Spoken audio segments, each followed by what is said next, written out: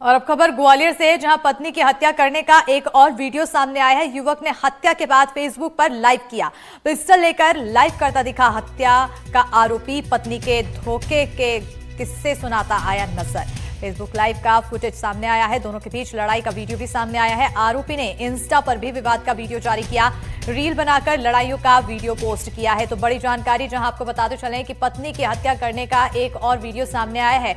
युवक ने social media पर लाइव किया, सोशल मीडिया पर उसने अपनी पत्नी के धोखे के किस्से सुनाए हैं और साथ ही साथ लाइव फुटेज भी सामने आया है। दोनों के बीच लड़ाई का वीडियो सामने आया है। आरोपी ने सोशल मीडिया पर विवाद का वीडियो भी जारी किया है, रील बनाकर लड़ाई का वीडियो पोस्ट किया है।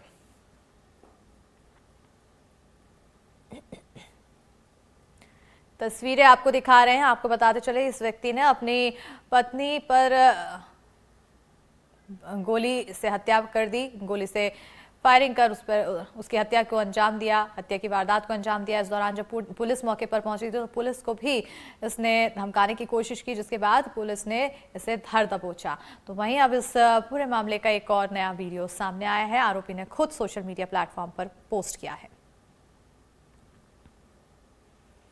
बढ़ेंगे आगे। बीजापुर में मारे गए नक्सलियों की पहचान हो गई है। दोनों नक्सलियों पर कुल 16 लाख का इनाम।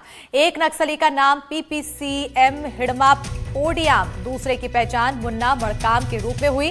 बीजापुर SP जितेंद्र यादव ने जानकारी दी है। तो वहीं कल मुठभेड़ में सुरक्षा बलों ने दोनों को ढेर किया था। बड़ी खबर आपको बीजापुर से बता रहे हैं, मारे गए नक्सलियों की पहचान हुई है। दोनों नक्सलियों पर कुल 16 लाख का इनाम है। तो वहीं एक नक्सली का नाम PPCM हिड़मा पोडियम बताया जा रहा है और वहीं दूसरे की पहचान मुन्ना मड़काम के रूप में हुई है।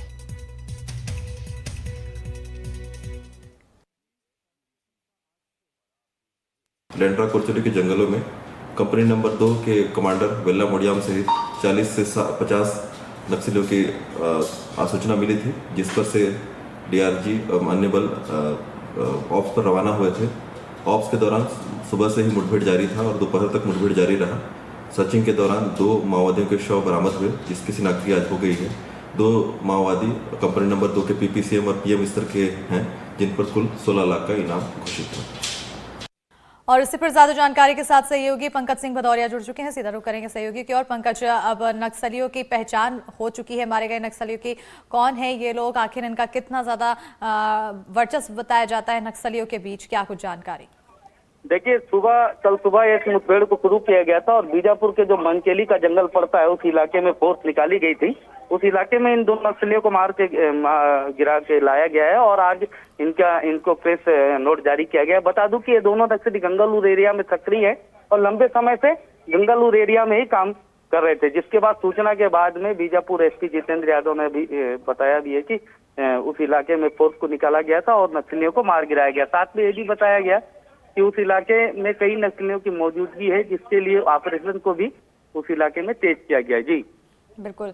तो अब आगे के इलाके में सर्चिंग और ज़्यादा तेज़ है और साथ ही साथ अब देखना होगा कि आने वाले समय में और क्या कुछ कामयाबी सुरक्षा बलों की टीम को मिलती है। बहुत शुक्रिया पंकज तमाम जानकारी देने के लिए। बढ़ेंगे आगे। कांकेर से खबर है, जहां नक्सल के खिलाफ BSF का एक्शन देखने को मिल रहा है। 14 फीट ऊंचे नक्सल स्मारक को ध्वस्त किया।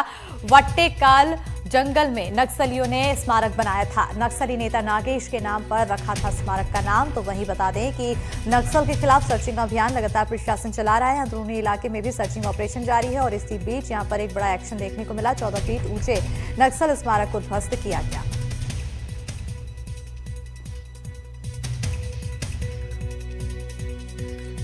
कांकेर से बड़ी खबर है, नक्सली नेता नागेश के नाम पर इस स्मारक को बनाया गया था।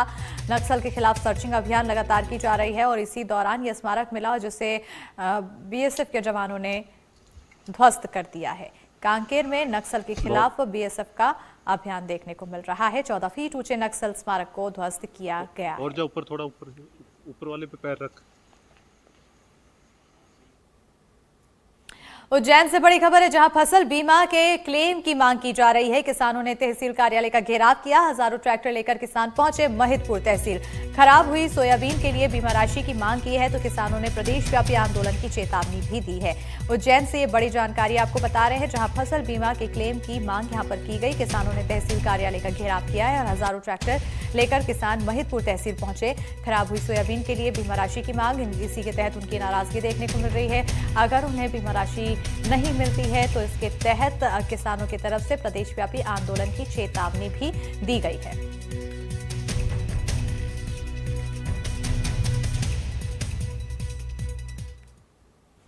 और अब टीकमगढ़ से खबर है, जहां तहसील में आत्महत्या की कोशिश की गई है। मोहनगढ़ तहसील में किसान का हंगामा, परेशान किसान ने सुसाइड की कोशिश की।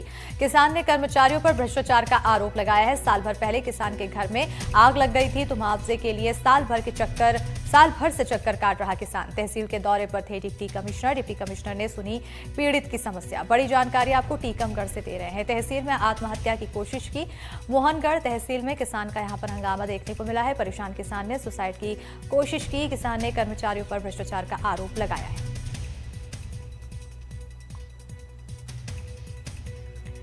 खबर टीकमगढ़ से है, जहां आत्महत्या की कोशिश यहां पर किसान की तरफ से की गई है। तहसील के सामने ये कोशिश की गई। मोहनगढ़ तहसील में किसान की तरफ से हंगामा किया गया। बताते चले कि किसान काफी परेशान, जिसके तहत ये हंगामा। और अब खबर सागर से है, जहां लेखपाल की संदिग्ध मौत के बाद चक्का जाम देखने को मिला। दोषियों पर कार्रवाई की मांग को लेकर चक्का जाम। नगर परिषद कर्मचारियों और स्थानीयों ने जाम किया है। मंत्री राजपूत के आश्वासन पर खत्म हुआ विरोध। सत्येंद्र जैन के खिलाफ एफआईआर के निर्देश दिए गए हैं। बड़ी खबर आपको सागर से बता रहे हैं, जहां लेखपाल की संदिग्ध मौत के बाद चक्का जाम देखने को मिला। दोषियों पर कार्रवाई की मांग किया और चक्का जाम किया है। नगर परिषद कर्मचारियों और स्थानीयों ने जाम किया। मंत्री राजपूत के आश्वासन पर विरोध को खत्म किया गया है। सत्येंद्र जैन के खिलाफ एफआईआर के निर्देश दिए हैं।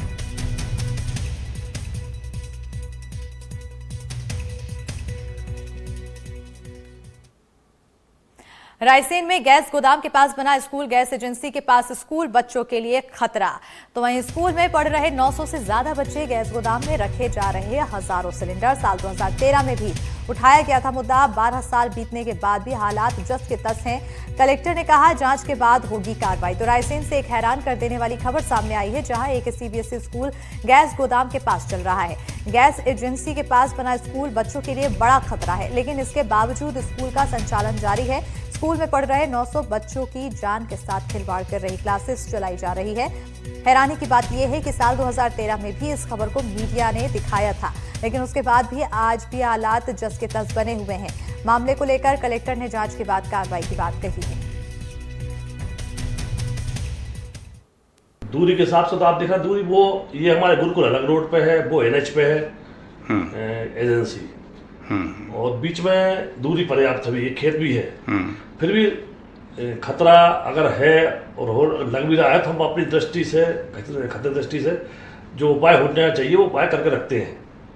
अच्छा, फिर भी अगर वो शिफ्ट हो रही है या हो जाए तो वो बहुत अच्छी बात है। गैस एजेंसी के संबंध में आप जो जानकारी दे रहे हैं, उसके संबंध में एक बार जिला शिक्षा अधिकारी और फूड विभाग की संयुक्त दल को भेजा जाएगा, और अगर वास्तव में वो बच्चों के स्वास्थ्य के लिए हानिकारक पाया जाता है या अगर हम किसी तरह से भी उसको हानिकारक पाते हैं, तो उसके उचित प्रबंधन के लिए समुचित कदम उठाए जाएंगे। और अब खबर जशपुर से है, जहां शिक्षकों की अनुपस्थिति से नाराज ग्रामीणों ने स्कूल में तालाबंदी कर विरोध जताया है। विकासखंड शिक्षा अधिकारी ने जांच की बात कही है। प्राथमिक शाला घोरडेगा का ये पूरा मामला बताया जा रहा है। जशपुर से ये बड़ी खबर है, शिक्षकों की अनुपस्थिति से नाराज ग्रामीणों ने स्कूल में तालाबंदी कर विरोध जताया और विकासखंड शिक्षा अधिकारी ने जांच की बात कही। प्राथमिक शाला घोरडेगा का पूरा मामला बताया जा रहा है। तो ये बिल्कुल निंदनीय है।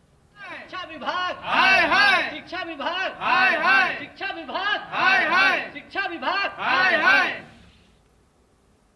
और अब खबर पन्ना से है, जहां लोगों पर मौसमी बीमारी का प्रकोप देखने को मिल रहा है। जिला अस्पताल में मरीजों की संख्या बढ़ गई।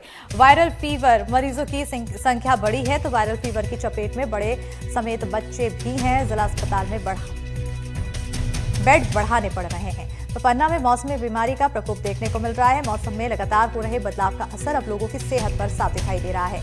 जिले में वायरल फीवर ने जोर पकड़ लिया है। हालात इतने बिगड़ गए हैं कि जिला अस्पताल में वार्ड तक फुल हो गया है। महिला और पुरुष मेडिकल वार्ड के साथ ही बच्चा वार्ड पूरी तरह से भरे हुए हैं। हालात संभालने के लिए अस्पताल प्रबंधन को बंद पड़े, वार्ड खुलवाने पड़े और गैलरी तक में पलंग लगवाने पड़े हैं। जिला अस्पताल के रिकॉर्ड के मुताबिक 3 से 11 सितंबर के बीच 8000 से ज्यादा लोग ओपीडी में इलाज कराने पहुंचे।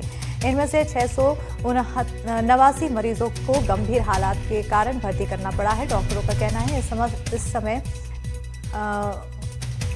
आईपीडी और ओपीडी में 35 से 40% मरीज वायरल फीवर से पीड़ित है। सबसे ज्यादा असर बच्चों पर दिख रहा है। शिशु रोग वार्ड के 20 बेड पिछले 2 दिनों से पूरी तरह से भरे हुए हैं।